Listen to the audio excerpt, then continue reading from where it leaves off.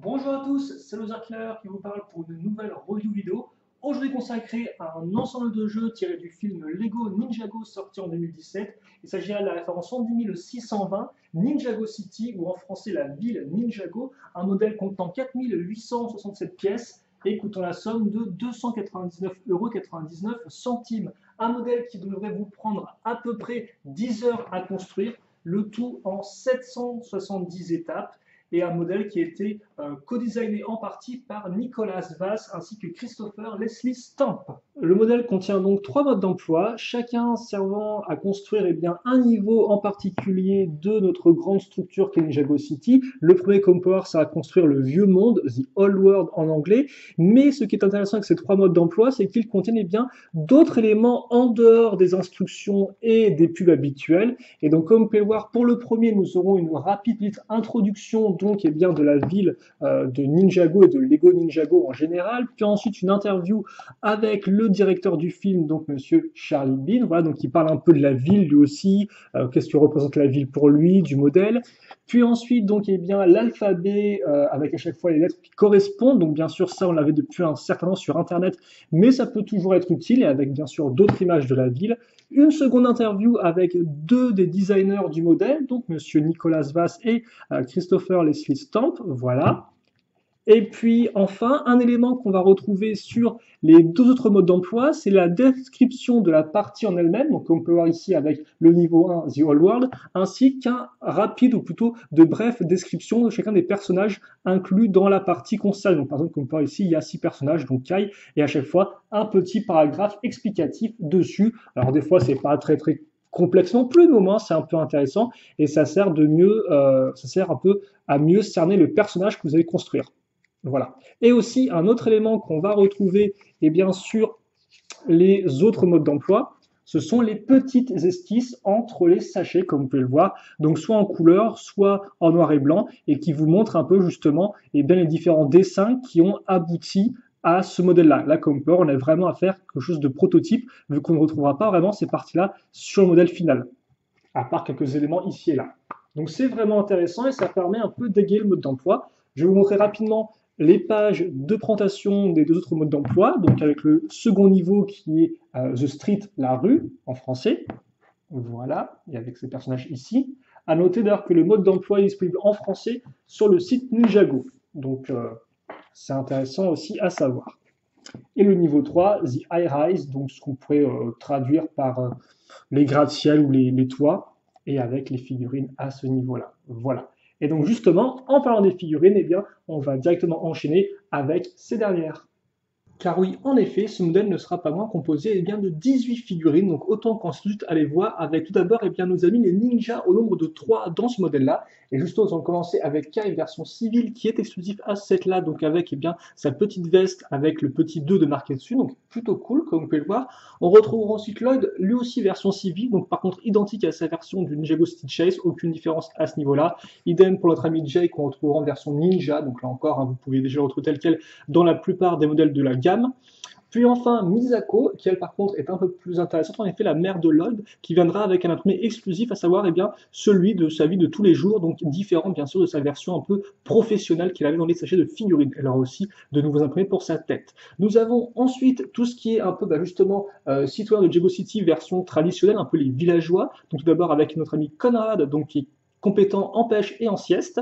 Puis ensuite le villageois Jamalakai, qui lui élève des grenouilles afin de les échanger, des grenouilles aussi échangées par Sally, donc qui est très forte au niveau du troc. Nous aurons ensuite Ivy Walker, donc forcément son nom de famille rappellera le nom de famille de Jay dans la série animée. On sait qu'elle est mère, on sait qu'elle aime son diamant, mais on ne sait pas si c'est la mère de Jay ou pas. Et là, ça ce n'est pas précisé. Par contre, comme vous pouvez le remarquer, elle a un très joli imprimé. Bien sûr, toutes ces figurines ont des imprimés arrière au niveau du torse. Par contre, au niveau des imprimés de tête, seul Ivy ainsi que nos ninjas en auront un. À noter aussi que Misako ou Coco, si vous préférez, en a aussi un, donc comme ceci, voilà. Et après, tout ce qui est Lloyd et Kai, c'est du classique, vous les connaissez normalement déjà. Voilà. Et par contre, vous noterez les petits accessoires pour nos villageois qui rendent honnêtement plutôt bien, avec la petite grenouille dans le panier de notre ami le villageois Jamalakai. Ensuite, nous aurons tout ce qui est citoyen un peu plus moderne au niveau de leur style, à commencer par le chef du restaurant de crabe, notre ami donc Severin Black, voilà. Puis vous aurez donc Mother Doomsday, qui est le gérant de la boutique de comics, très proche de sa version série animée, comme vous pouvez le voir, et qui porte un petit logo Galidor sur son pull, hein. Galidor, un ancien thème de Lego assez rigolo. Voilà. Vous aurez aussi Guy, donc qui a juste de l'argent.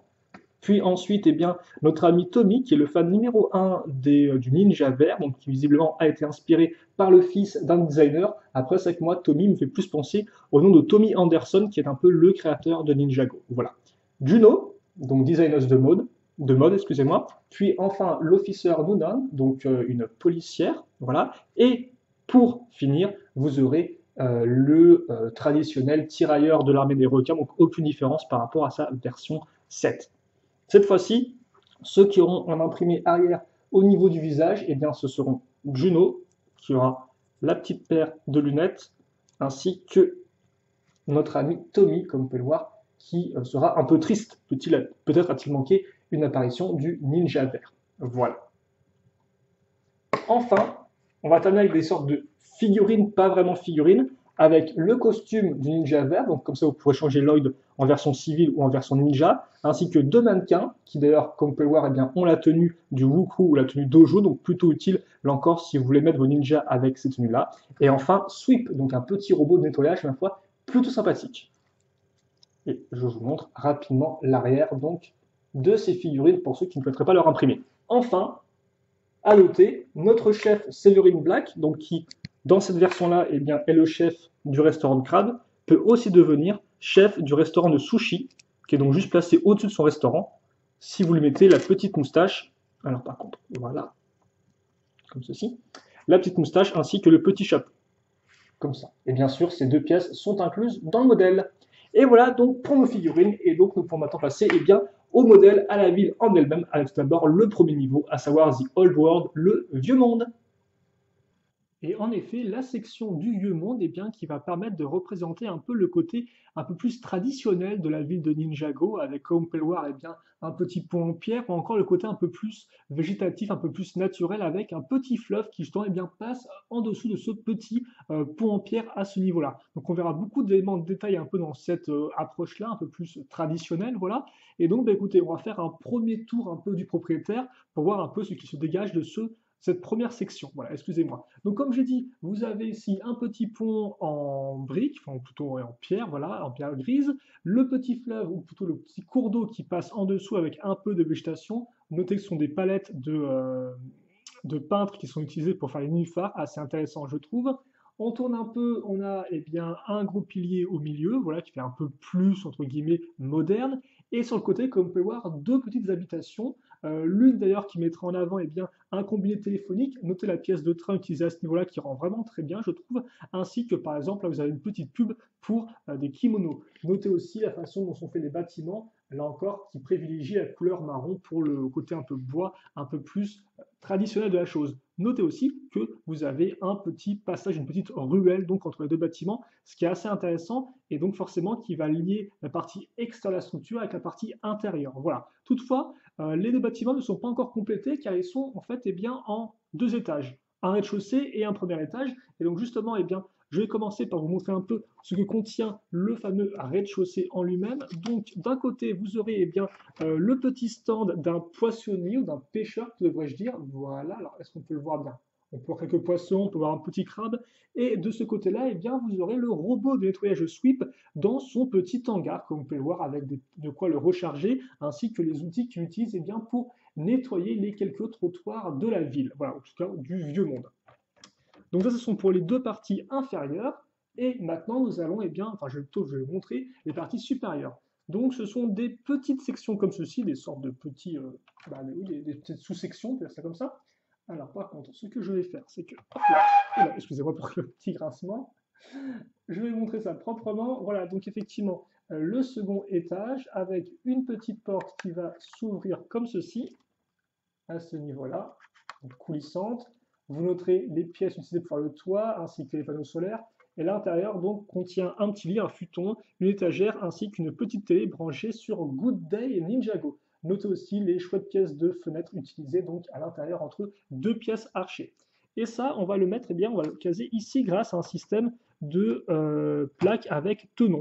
Et donc d'ailleurs, c'est la façon dont sont raccrochées eh bien, toutes les sections et sous-sections de ce set-là à l'aide de pièces simples, de petits tenons et de pièces lisses afin de pouvoir enlever et remettre facilement tout ça. Et si vous n'avez pas compris, eh bien, ce n'est pas grave, de toute façon j'aurai l'occasion de vous les remontrer au cours de la vidéo.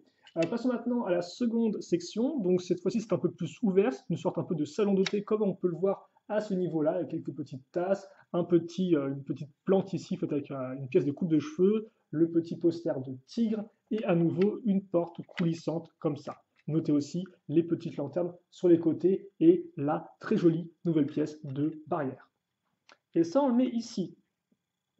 Donc à ce niveau-là, et donc ça fait que les deux portes seront l'une en face de l'autre, en vis-à-vis, et donc afin de les,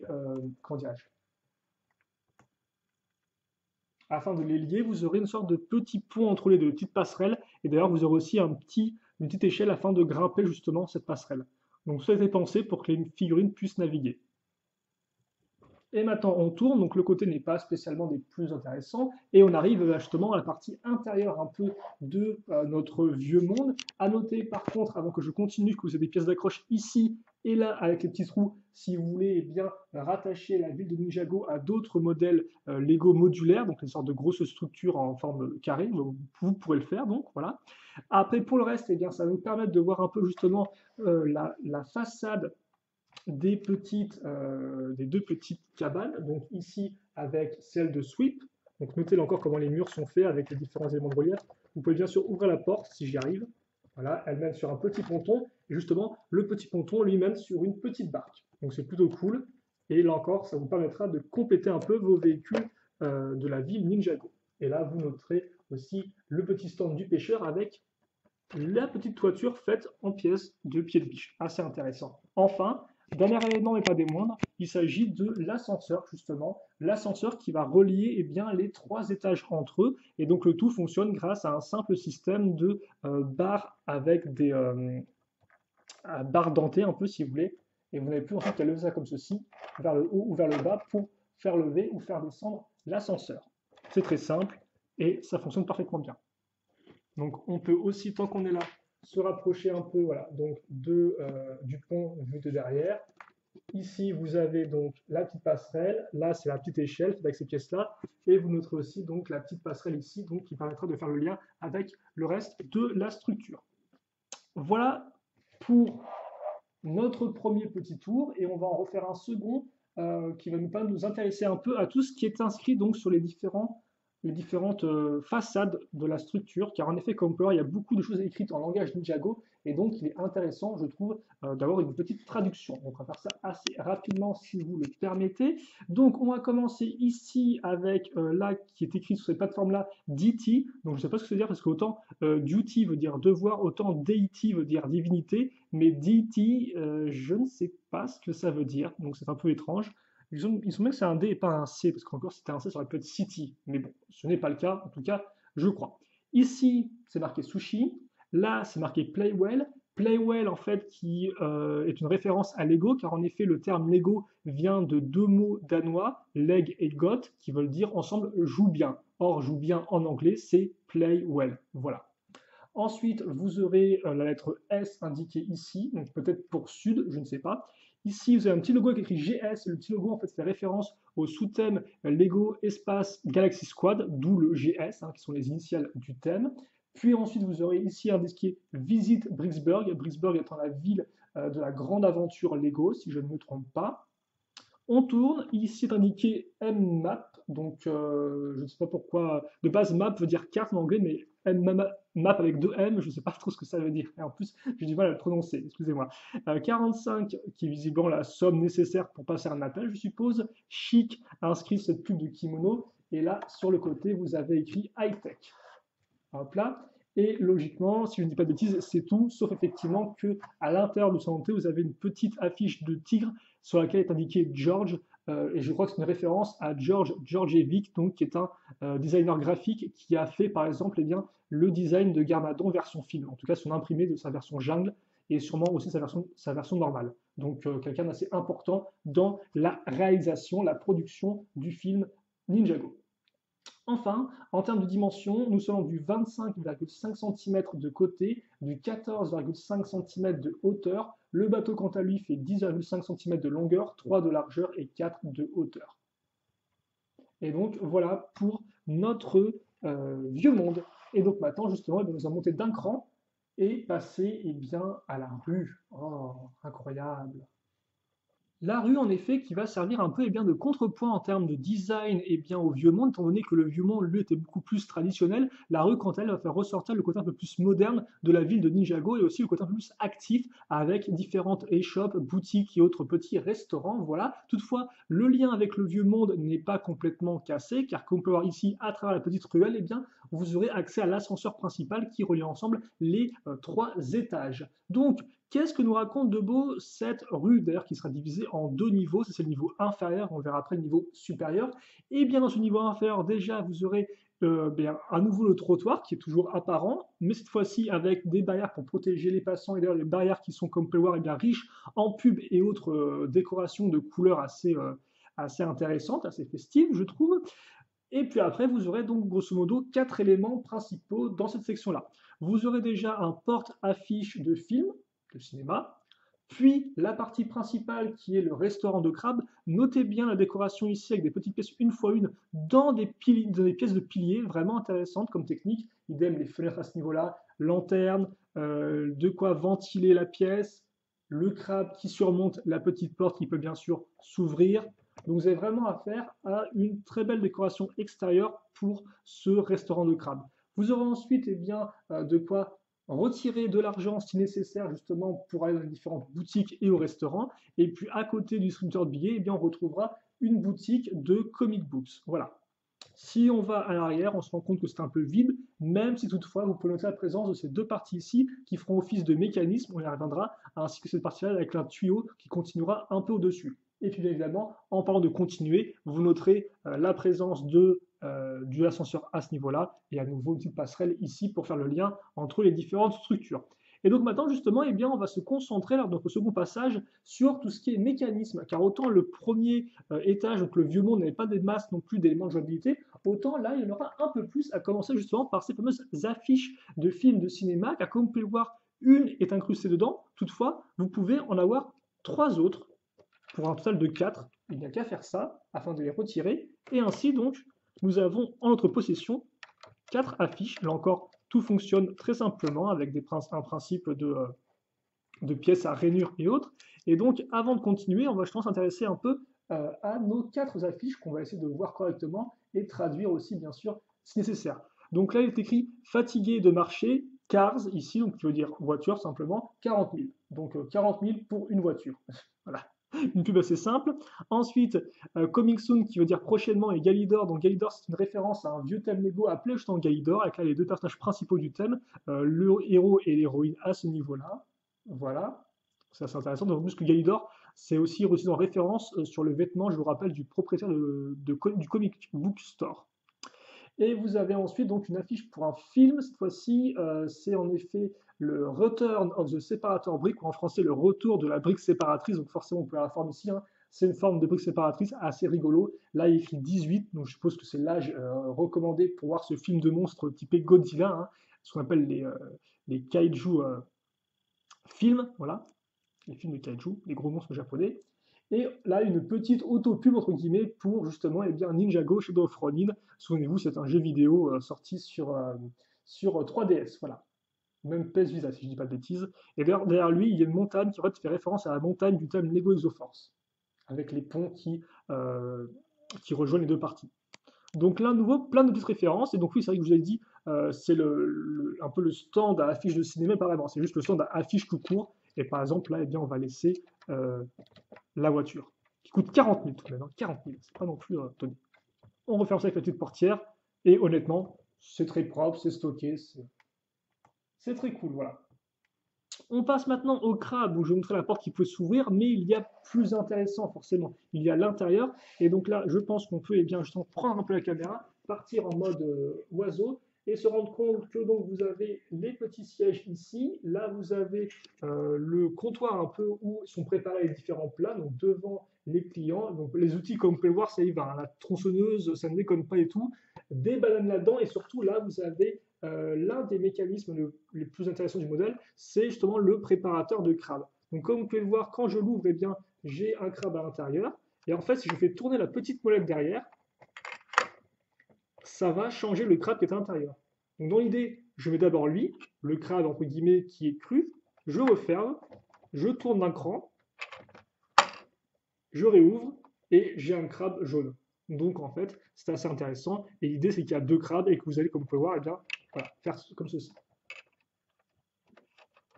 Voilà. Bon là, forcément, comme ce n'est pas fermé, hein, ça part dans tous les sens, mais c'est ça le concept derrière ce petit hop là, mécanisme. Et c'est relativement bien fait. Hop là. Vous avez aussi le distributeur billets. Cette fois-ci, c'est un bouton pressoir qu'on va pousser à l'arrière eh bien, pour justement extraire les billets, comme ceci. Et vous pouvez faire foire les billets. Quand ça ne foire pas, hop là. D'ailleurs, en fait, si ça foire, vous pouvez relever ça. Et là, vous avez directement accès aux billets. Vous pouvez remarquer. Donc, on va mettre ça de côté, là encore.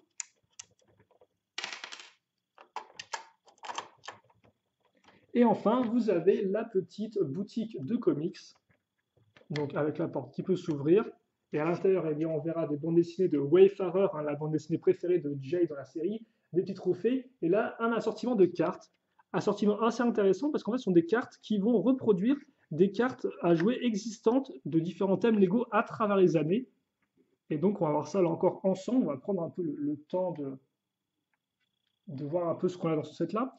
Donc, vous aurez ici une figurine qui fait référence au thème Adventurers avec Johnny Thunder. Là, c'est du Ninjago. Là, c'est du Fabuland, donc qui est un thème avec des animaux pour les plus petits. Là, c'est une référence à une carte d'une figurine Rock Raiders, un thème d'action Lego avec en personnages principaux des mineurs contre des monstres de pierre. Là, c'est Garvadon, comme vous pouvez le voir, en carte Ninjago. Alors, il suffit tout à faire, on va peut-être comme ceci. Du Ninjago à nouveau avec une sorte de Spinjitzu. Là, c'est Laval et là, c'est Unikitty. Donc, effectivement, que des cartes qui existent en fait aussi en vrai, en format papier. Et là encore, hein, la petite chose que vous pouvez facilement enlever et remettre de sa position si vous voulez jouer plus facilement. Car comme vous avez pu remarquer, hein, la boutique la boutique est quand même assez étroite. Et d'ailleurs, ce n'est pas tout parce que la boutique, elle, se divise en deux petites sections. Là, vous avez la section inférieure et la section supérieure, eh bien, ressemble à ceci. Il y aura la devanture dessus, comics, écrit tout en briques, donc plutôt cool, mais ça peut faire un peu particulier. Et donc l'intérieur avec d'autres petites babioles ici et là. Le pistolet laser peut-être eh bien du Starfarer, pas Wayfarer, Starfarer, excusez-moi. Et même une petite affiche Believe, donc pour Miusra. Believe veut dire par exemple j'y crois. Donc Miusra n'est pas qu'un mythe. Lui en tout cas il y croyait et il avait hélas raison d'y croire. Maintenant que c'est fait, nous allons peut-être eh bien, faire un premier tour pour voir un peu toutes les inscriptions que nous avons loupées, et après on passera bien justement au second niveau. Donc si on part d'ici, nous avons écrit à ce niveau-là comics, donc comic book, là c'est film forcément, donc qui pointe vers les affiches. Là il y a indiqué AB, Robotics, non c'est JB Robotics effectivement à ce niveau-là, le AB doit être ici, ouais, effectivement, AB est ici, et là c'est JB Robotics à ce niveau-là. Donc là encore, vous avez pas mal de références à d'autres thèmes. C'est une référence au thème Extreme Stunt Adventures. Ici, Borg Industries. Forcément, Borg Industries, référence directe à la série Ninjago. Et après, pour le reste, là, il y a écrit banque. Et là, sale. Sale qui veut dire vente ou solde plutôt, devrais-je dire. Voilà. Et donc ça, c'est la partie inférieure de notre rue. Et maintenant, nous allons passer eh bien, à la partie supérieure de la rue, qui va être un peu plus simple à expliquer parce qu'il y a un peu moins de mécanismes. Et donc, voilà à quoi ça va ressembler.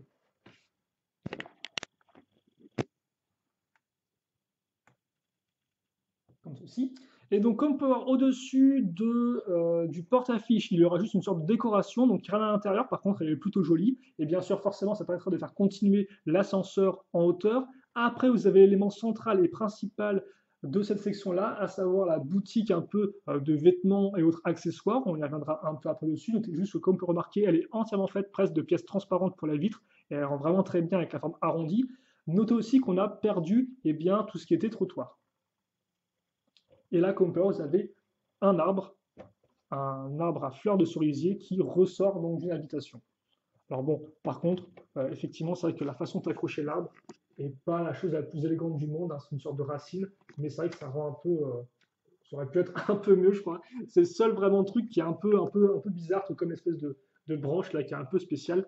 Mais hormis ça, voilà pour ces sections-là en termes de vue générale.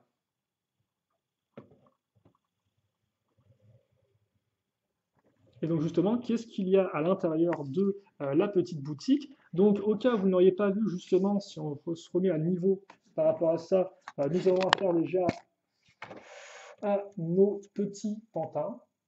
Donc l'important, une cagoule de raie, quelques chapeaux sur les côtés, et le second mannequin, quant à lui, en pantin, portera une écharpe et un chapeau. Et donc justement, les cagoules dorées sont mises ici, dans les petites boîtes dorées. Vous avez aussi une rampe de skate, pour mettre en avant de skate, ce qui est plutôt rigolo, je trouve. Des téléphones portables. Là, vous avez des chapeaux. Les écharpes sont donc mises ici, les chapeaux au centre. Le petit sac avec un M pour M-Tron, donc un ancien thème Lego Espace de Lego. Oui, un ancien thème Lego Espace de Lego, ça semble plutôt logique. Et les chapeaux ici. Voilà. Donc une petite boutique qui vend un peu de tout. Et là encore le comptoir qui est très restreint, très fermé. Et d'ailleurs la porte elle-même est bloquée par une barre à l'arrière, pour pas que les personnages ne tombent dans le vide le plus total. Et donc voilà pour notre seconde partie. Et donc on peut essayer maintenant, même pas essayer, maintenant excusez-moi, de raccrocher les deux sections ensemble comme ça. Et donc là encore, ça va pile poil s'emboîter.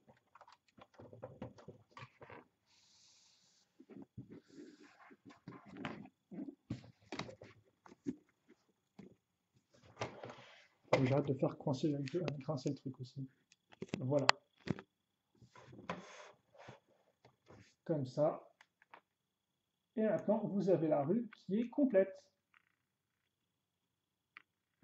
Avec ces deux étages superposés l'un sur l'autre. Et donc justement, en termes de dimension, hein, nous sommes dans du 26,5 cm de côté et du 16 cm de haut. Et vous noterez à l'arrière que cette porte fait directement lien avec cette zone-là. Et vous avez une petite échelle qui monte ici. Voilà. Et donc maintenant, il ne reste plus que notre dernier étage à voir ensemble, The High Rise, ou en français, les gratte-ciel. Alors oui, ok, les gratte-ciel c'est bien, mais on va quand même commencer par quelque chose d'un peu plus petit, un peu plus confit, mais tout aussi important, car en effet, il s'agira de l'appartement de Lloyd, voilà, donc de Lloyd et de sa mère Coco, ou Misako si vous préférez, avec ici la petite porte, donc vous pouvez bien sûr ouvrir et refermer, et comme vous pouvez le voir, si on tourne, on se rend compte assez rapidement que on a quand même affaire à une structure qui n'est pas non plus gigantesque, hein, une sorte de petit cube, voilà, avec donc, des pièces de toit qui sont là encore très bien faites, la petite parabole pour recevoir la télé, forcément, à ce niveau-là, quelques petites décorations sur les murs. Et après, forcément, la question qu'on se pose, c'est qu'est-ce qu'il y a à l'intérieur? Et donc, on va ouvrir ça. Et déjà, première surprise, on va retrouver la tenue de ninja de Lloyd cachée dans le grenier. C'est quand même super astucieux et vraiment bien pensé. Voilà. Donc ça, c'est la première petite surprise. Et la seconde surprise, c'est que on va vite se rendre compte que l'intérieur est truffé de détails. Car oui, certes, il n'y a pas beaucoup de place, c'est assez étroit. Toutefois, les designers ont vraiment fait en sorte de mettre un maximum de détails. Donc, vous pourrez noter les deux lits super. Alors, par contre, ça flash un peu, excusez-moi.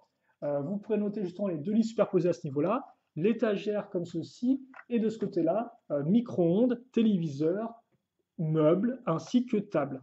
Et d'ailleurs, si vous voulez accéder plus facilement à l'appartement, vous pouvez très simplement enlever ça, comme ceci, et donc ainsi enlever le lead dessus, donc c'est celui de Lloyd avec son petit poster d'une sorte de Bruce Lee, effectivement, en forme, en forme Lego, comme ceci. Et l'intérieur, donc, vous est révélé de façon un peu plus, un peu mieux, quoi. Vous voyez un peu mieux ce qui se passe à l'intérieur, tout simplement. Voilà donc pour ce petit appartement qui rend plutôt bien, je trouve, et qui, même si forcément, déjà dans le film, il n'est pas très grand, il reste quand même assez fidèle au film, je trouve, car il arrive à bien caser un maximum de détails en une petite zone de jeu. Et donc ça, c'est vraiment cool en termes de jouabilité, de côté pratique. Voilà. Donc on va mettre ça comme ceci. Voilà. Et maintenant, on va passer justement eh bien, au reste des gratte-ciel. Et là, par contre, justement, ça prendra un peu plus de sens, ce nom de gratte-ciel ou de haut toit, si vous préférez. Et donc, voilà un peu la zone qu'on aura. Comme ceci, donc un toit. Hop là, comme ceci. Et déjà, ce que vous pouvez remarquer forcément, ce sont les deux sortes de grosses décorations justement colorées en forme eh bien, d'animaux marins. Donc vous avez ici un poisson hérisson ou un duodon, si je ne dis pas de bêtises, donc qui est vraiment super bien fait. Je trouve assez rigolo avec toutes ces petites pièces de pique qui ressortent. Là encore, une construction assez ingénieuse pour un design qui est ma foi fort réussi, ainsi qu'une siège de couleur bleue et bleu clair. Et comme vous pouvez voir, ils ont vraiment essayé encore de recréer des formes distinctes avec, comme vous pouvez le remarquer, alors si on enfonçait un peu mieux, ce sera peut-être un peu mieux, voilà, comme ceci, les différentes lignes ici, comme ça, en diagonale. Donc les différentes lignes de couleurs, et donc là encore, ça rend plutôt bien. Et donc cet espace ouvert, eh bien, bon, certes, vous avez des pièces de toit, c'est classique, sushi, sushi, sushi, et bien justement, il s'agit d'un restaurant de sushi sur le toit, tout simplement. On va retrouver nos petits sièges à ce niveau-là, et surtout ici, autre élément vraiment intéressant, c'est un plateau tournant de sushi, comme ça se fait au Japon, et que vous pouvez vraiment faire tourner. Et donc justement, ça tourne, et les clients qui sont devant, sur ces petits sièges, eh bien, prennent l'assiette ou le plat qui les intéresse pour le manger. Et comme ceci, avec justement eh bien, le vendeur, le cuisinier à ce niveau-là, qui peut couper son poisson et directement le mettre en sushi. Comme ça.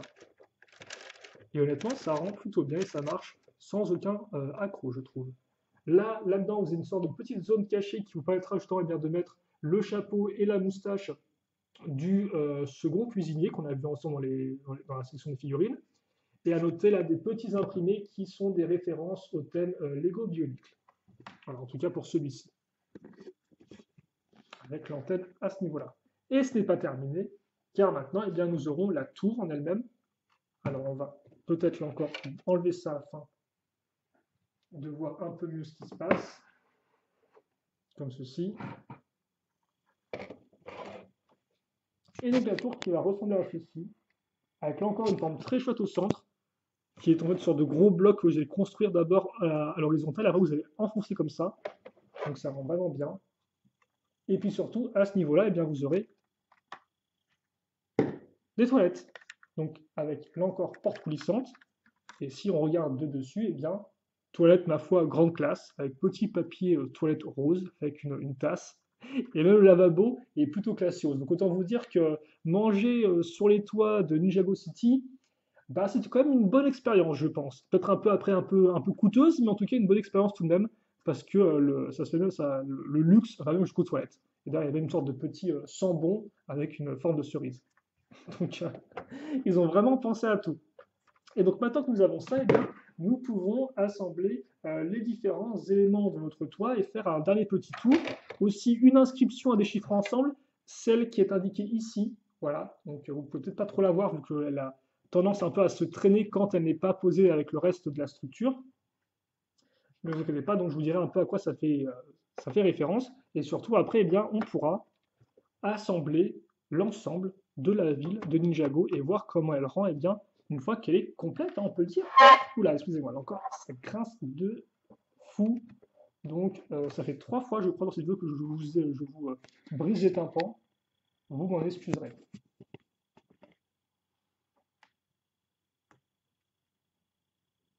Voilà, comme ceci. Et donc, si on fait tourner, alors en termes de dimension, on est dans du 31 cm,5 de large et du 33 cm de hauteur. Donc ça bouge. Là encore à l'arrière, le reste de l'ascenseur et même le reste d'échelle.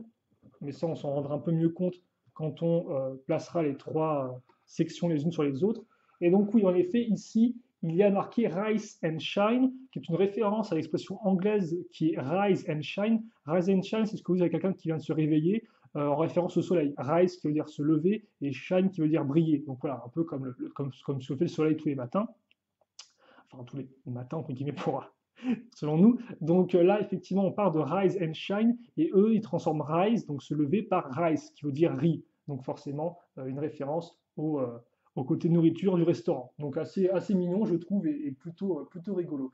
Et voilà, donc pour cette partie-là. Alors, la maison de Lloyd n'est pas directement raccrochée à cette structure, elle sera en fait directement raccrochée eh bien, à la structure de la seconde section, donc de la rue. Voilà. Et donc, on verra ça eh bien, tout de suite, car justement, on va se retrouver pour tout accrocher l'un sur l'autre et faire eh bien, un turnaround final.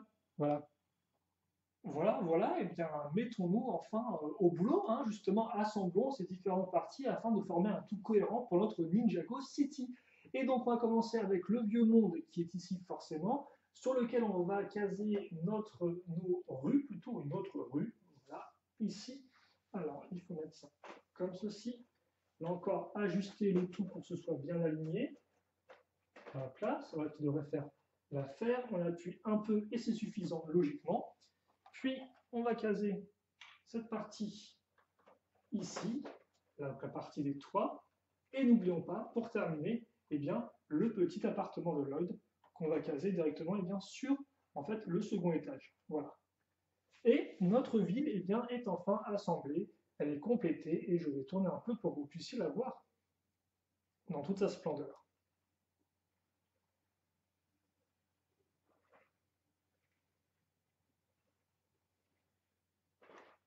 Et donc maintenant, eh bien, il ne reste plus qu'à refaire un petit tour de la ville avec caméra libre. Et enfin, on fera le bilan et vous saurez finalement tout sur ce gros modèle qu'est la ville Ninjago parce que eh bien, cette vidéo dure depuis déjà assez longtemps comme ça. Voilà.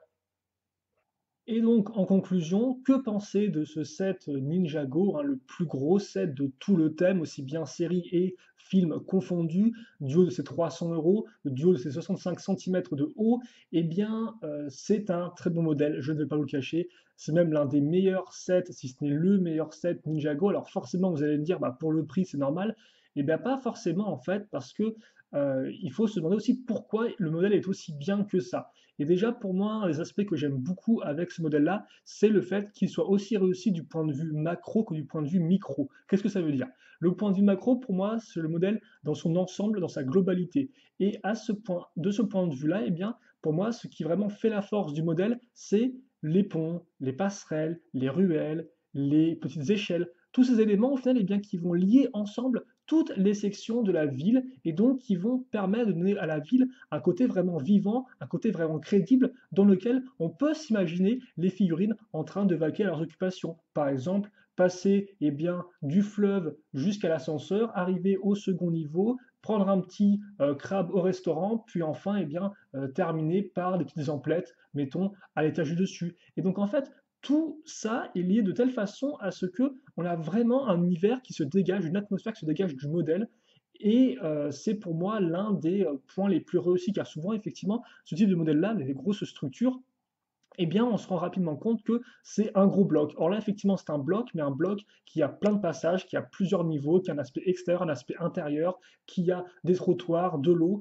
Et donc tout ça fait qu'on a un tout qui reste tout de même cohérent, en fait. Car c'est ça vraiment le plus important dans Ninjago City, c'est qu'on a aussi bien un aspect beaucoup plus traditionnel qu'un aspect beaucoup plus moderne, et tout ça eh bien, arrive quand même à fonctionner ensemble. Voilà. Malgré ce côté un peu hétérogène, on arrive tout de même à la fin à une certaine unité, et ça pour moi eh bien, c'est vraiment un aspect unique à ce modèle-là. Et donc du point de vue micro, eh bien, le micro c'est tout ce qui est détail. Et là encore, eh bien, tout ce qui est restaurant, commerce, habitation, tout ça fourmille de détails et ce à l'aide eh bien, justement des pièces utilisées ou encore des techniques utilisées, beaucoup de techniques de construction utilisées, aussi bien des basiques que des beaucoup plus complexes. Et donc ça, forcément, eh bien, ça redonne de l'intérêt à la construction. Une construction qui, il est vrai, commence un peu difficilement avec une accroche de pièces 1x2 transparente pour faire l'eau un peu longuette, on va pas se le cacher, mais après, eh bien, on ne cesse d'être surpris par ce que nous propose le modèle, car chaque structure, là encore, chaque restaurant est différent, aussi bien en termes de couleur que en termes de contenu, un contenu à chaque fois détaillé. Et là encore, au final, tout ce contenu différent pourrait sembler un peu too much, un peu trop,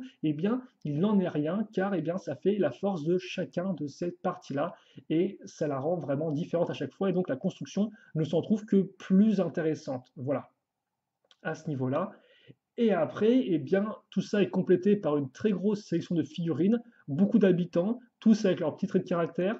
Là encore, rien à dire à ce niveau-là. Et là encore, en termes de mécanisme, eh bien, le modèle n'est pas en reste avec plusieurs mécanismes qui permettent d'amener la jouabilité, en plus eh bien, de faire vaquer les figurines à leurs occupations. On pourra par exemple citer le cuiseur de crabe ou encore le fait qu'on peut changer les affiches. Là encore, ça a l'air de rien comme ça, mais c'est ingénieux et c'est très bien réalisé.